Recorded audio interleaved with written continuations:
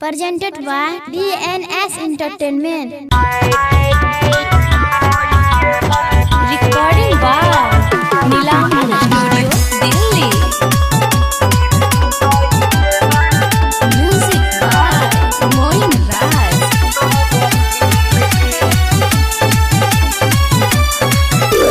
रात भर से दिया पकड़े छ तबाही। अच्छा रात भर से दिया पकड़े छ तबाही।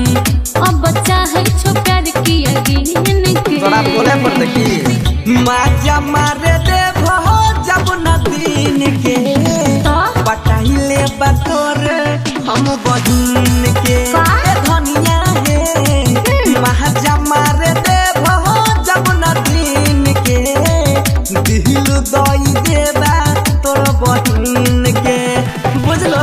शर्म नहीं लगे छो बोले में? हम बोलै छियै खाली दिल के बात खोलै छियै। अच्छा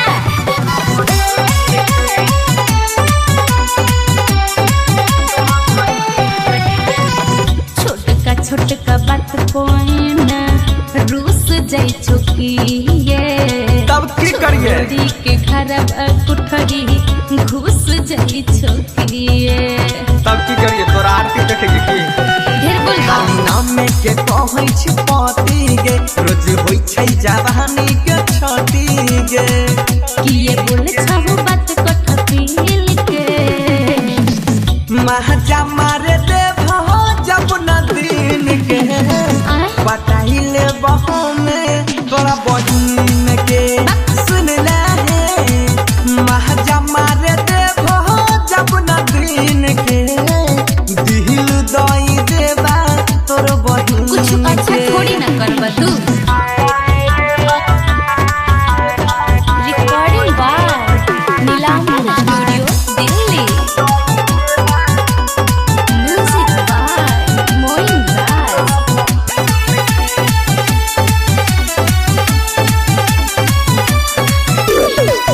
बंसी के देखी देखी करे छो डरामा हम हुए को छोड़ी छियै बुझ नहीं जलाना। तोरा दिलबा में घंटी ना बाजै छलब के राजू के बतिया बताई दे छो सबके सिखता हूँ कुछ राइटर मोइन से।